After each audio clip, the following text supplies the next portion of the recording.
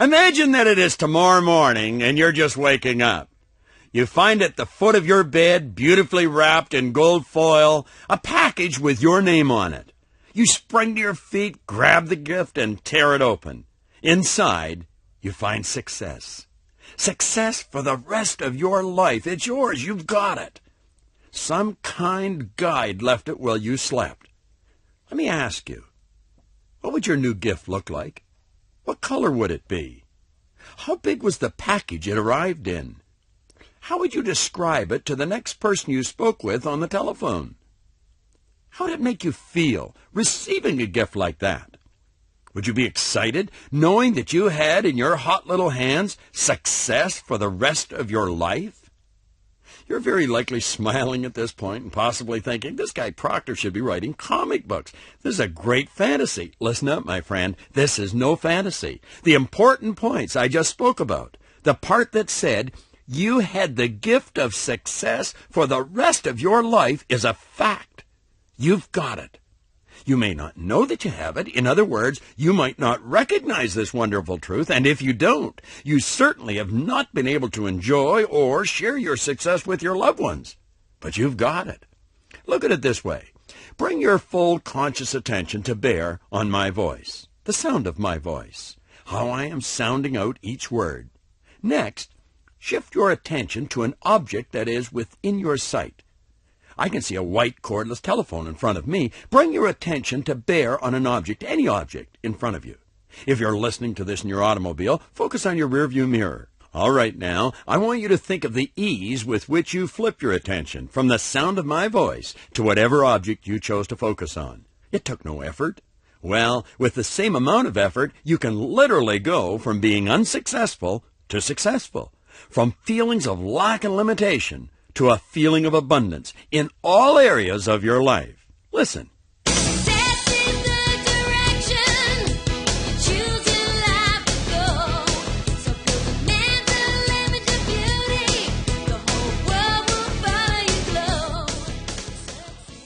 That's it. Success is a direction that you choose. It has nothing to do with how much money you have, how old you are, where you are, who you are, or what you've done in the past, or even what you are presently doing at this specific moment.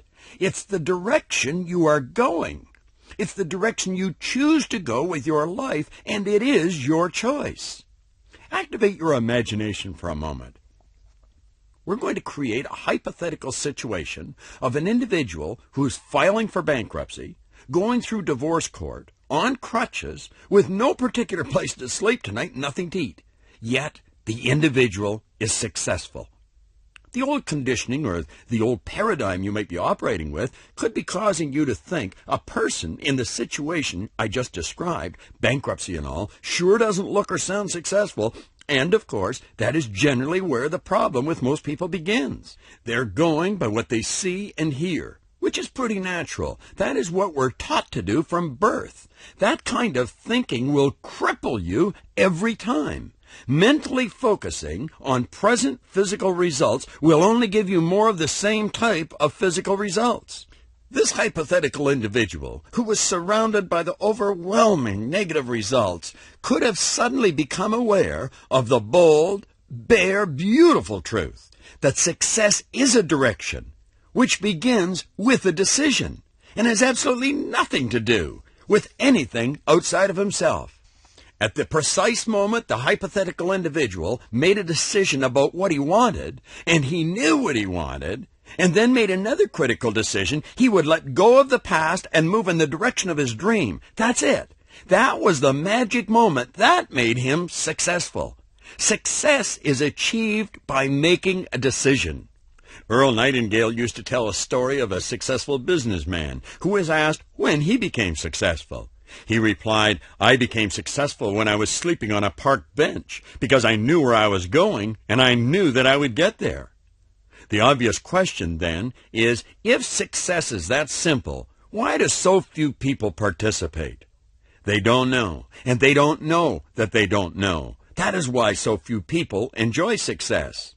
If you had a couple of ton of gold bullion buried in your backyard, but you didn't know it was there, how much good would it do you?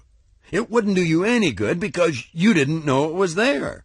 The only real problem anyone will ever have is ignorance, not knowing.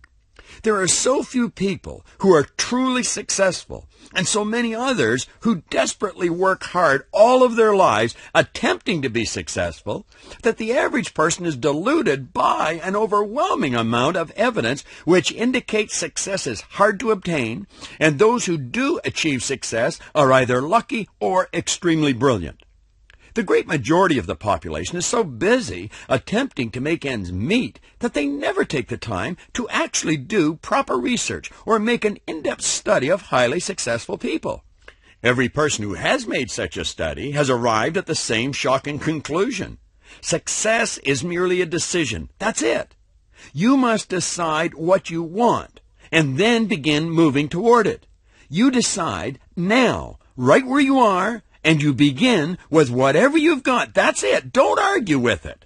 Success as a word or as a concept has fascinated people for centuries. It has probably been analyzed and discussed as often, if not more, than any other word in this or any language. However, relative to the total population of any country, there are only a few people anywhere who understand what success is all about, what the word means. Although there would understandably be some, there are very few people alive who have invested more time studying this word than myself. I have spent almost all day, every day, for 33 years analyzing success.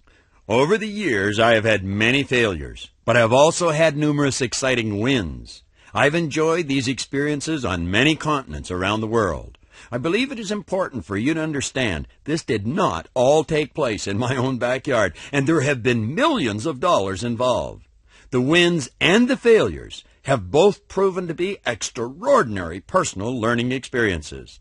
I share this with you in support of my claim to understand the subject success. I have come to the firm conclusion that the very finest and most accurate definition of success I can give you is one my former employer and associate, the late Earl Nightingale, gave to me many years ago. Success is the progressive realization of a worthy ideal. When you give this definition of success the thought I have given it, and tested it as I have, you will realize just how perfect a definition it is. Earl Nightingale invested 17.5 years searching for this secret, this definition, before he found it. He left this world 40 years later without changing one word. Add to that what I previously mentioned, that I accepted Earl Nightingale's definition of success and have worked with it for well over 30 years, and you'll not alter a single word. Success is the progressive realization of a worthy ideal. I'm really making this sound simple, aren't I? Well, it certainly appears simple. But like so many other things in life that appear fairly simple, they're not that easy, nor are they that simple. They require thought. Think of it this way. Intellectually, most everyone would think they understood Earl Nightingale's definition of success. The progressive realization of a worthy ideal. Just decide what you want and go for it. But there's more to it than that. You have to take it apart and analyze it. Let's take that word progressive. Progressive does not mean that you go at it with everything you've got for a day or two and then you slacken off for a week until someone comes along to wind your stem and cause you to take another run at it. Progressive in my dictionary is defined a few different ways, but one of the definitions says this: increasing in severity, intensive. I believe that's what Earl Nightingale had in mind. The realization part indicates an ever-increasing awareness, which would indicate that the materialization of the worthy ideal is becoming more obvious. Then, the worthy ideal becomes very interesting. Let's take ideal first. James Allen, the great Victorian author, put it so well when he suggested that an ideal is an idea that we have fallen in love with, meaning that it consumes our intellectual self, our emotional self, and our physical self. I like that. Now, for the worthy segment of this magnificent definition of success, the word worthy is the stumbling block for most people. Misunderstanding this part keeps the masses in the foothills wandering aimlessly, frequently frustrated, often angry, and too often miserably disappointed with themselves and their accomplishments. It's like the little boy said to his dad, "Okay, Dad, we got the big house, the 2-car garage, the cars, the boat, and the place at the lake. What's next?" Most people are trying to shore up their self-image to the point where they feel worthy of the good that they desire. Consider this. You are the highest form of creation on the face of the earth. You are worthy of whatever good you desire. The question you should be asking then, is my idea worthy of me?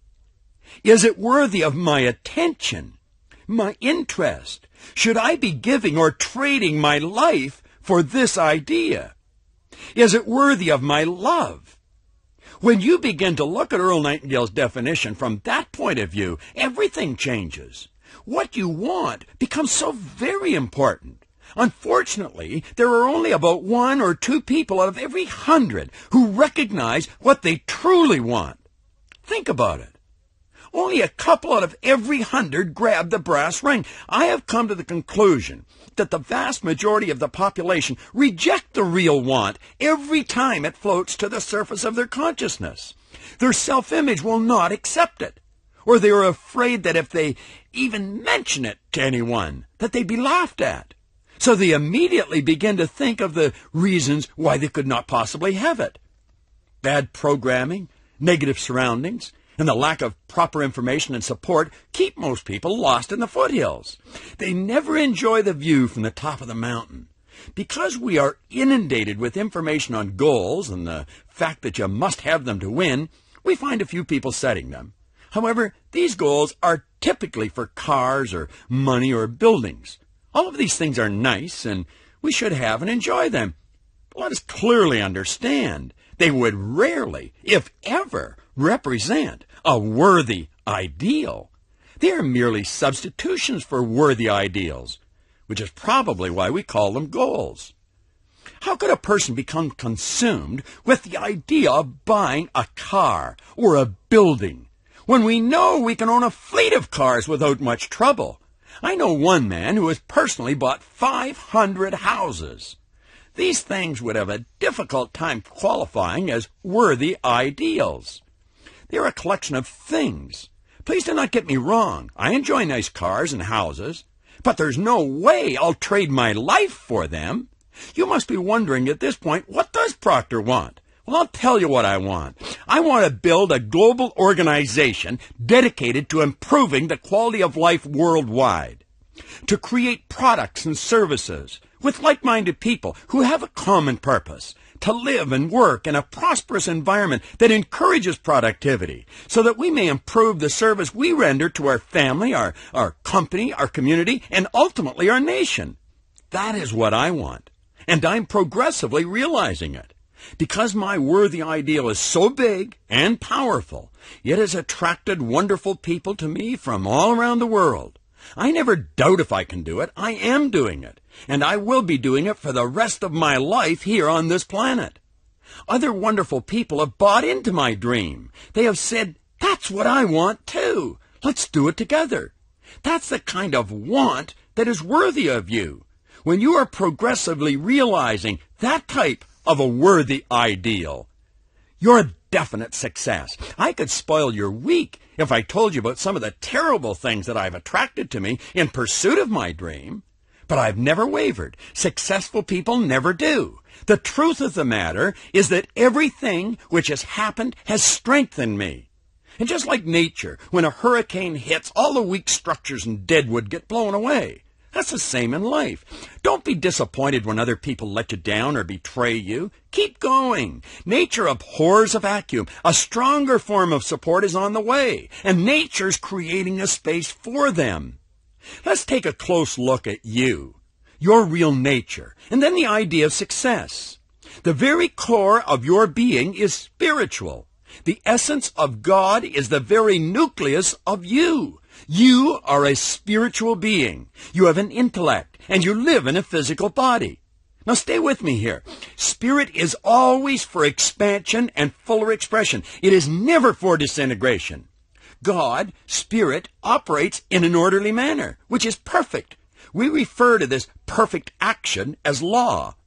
This is frequently referred to as the laws of the universe. Spirit expresses itself through you. You are an instrument of God. When you are working in harmony with God or Spirit, you are working with an infinite source of supply. As an instrument, the only limits placed on you are the limits that you place on yourself. Because your basic nature is infinite, in truth, there is no limit to what you are capable of.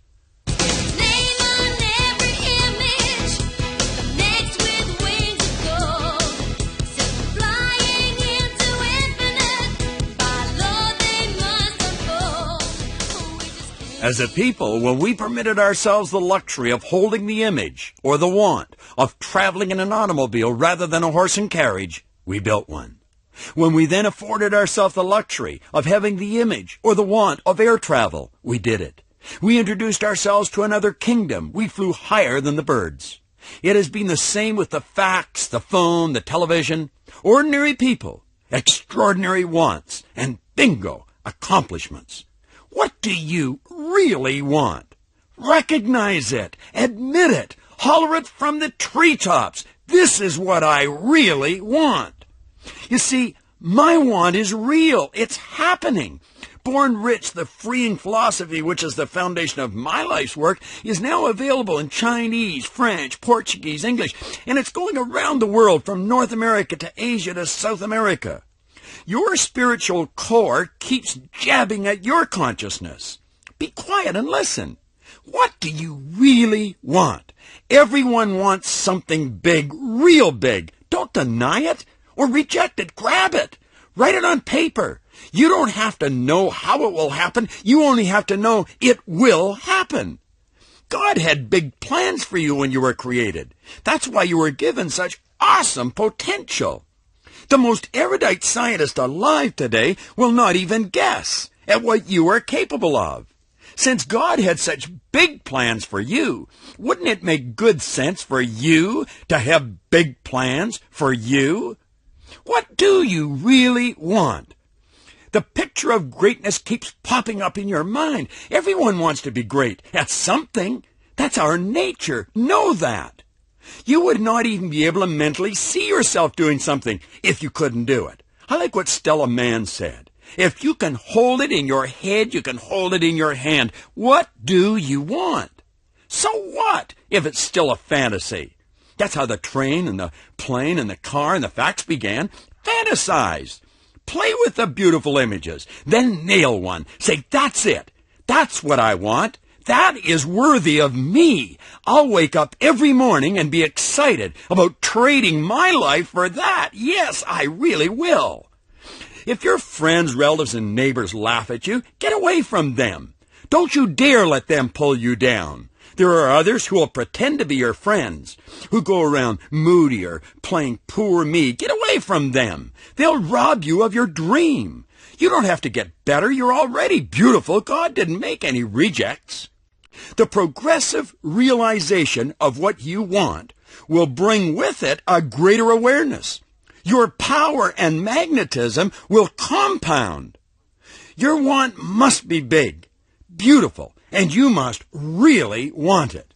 It does not matter if anyone else wants it or if they want you to want it. It only matters that you want it. If you truly want to live a successful life, you must be progressively realizing a worthy ideal. That is success, and that does require change. You're going to meet up with resistance. But by following the suggestions on this cassette and the suggestions on the cassette on persistence, you must choose a big, powerful want. I'm going to call it the want of your life. Understand the resistance will be strong. It will. But by properly preparing for this resistance, you'll beat it. You will win. Keep in mind that the degree of resistance you will encounter is in direct ratio to the size and the nature of the idea with which you begin to work. The visionaries have always been persecuted before they were recognized and rewarded, but that's okay. They understood what was happening. They realized that when people don't understand something, they have a tendency to ridicule and criticize it. I've taken a piece of literature on resistance by William Penpatrick that I truly enjoy reading. It helps me, and I know it's going to help you. Prepare your mind for what Penpatrick said. Be quiet and enjoy it. Learn. He said, no person, idea, or institution becomes great until great resistance has been encountered. Greatness cannot be achieved until this concept is understood. Unfortunately, the average person is ignorant of this rule to achievement. Mr. and Mrs. Average, in their ignorance, is fearful and reluctant to encounter even slight resistance. They don't want to make waves or be criticized, and they incorrectly feel that criticism will hold them back and prevent their happiness from being realized. In truth, the opposite is the case. Take note, when we begin to change, we are first given resistance by our loved ones, for they fear change because change means facing the unknown. When we begin to make rapid progress or commitment to rapid progress, we have roadblocks thrown up by our friends and relatives. They begin to resist by negative comments and actions, which are devices to cause you to maintain the status quo. Now, if you are to achieve great progress, you must prevail against those closest to you. This is difficult and requires courage because you desire to please and not hurt those you love. The truth is that great harm befalls your loved ones when you fail to be yourself, to do your thing and become what you are meant to become. This is so because you lose your enthusiasm for life. Your growth process stops and your self-esteem diminishes. Those negatives are reversed when you stand your ground. And when you have prevailed, your loved ones gain a new and a higher respect for you. History records countless events which prove the point. We are fortunate to have such great resistance. This resistance is evidence of our greatness, and it provides us with the energy to prevail, to conquer, and to dominate. These next few short years will record a brilliant history and establish a permanent place for our way of life, which is freedom to be and to work out our dreams for a great world, for ourselves, for children, and all of mankind. Understand our battle and be glorified that you are a part of making of history. The work you do today will provide new freedom and hope for millions yet to come. Stand tall in the face of your enemy. Your resolution and commitment will seize his heart with fear, and he'll fade into oblivion. And that is the law of life. All right, my friend, that's it. Now you understand what must be done. Hopefully, you are acutely aware of the point I stressed in the message I recorded for you on persistence. Success and persistence do go together like the chicken and the egg. You will not have one without the other. You will not persist if the want is not the right want for you. And if you don't persist, you will not be successful. You want success. I know you do. Go back to the foot of your bed and open that imaginary gift. Make the decision. Accept your gift from God. Success for the rest of your life. It's yours. Come and climb the mountains with us. We'll enjoy your company. Success is the progressive realization of a worthy ideal.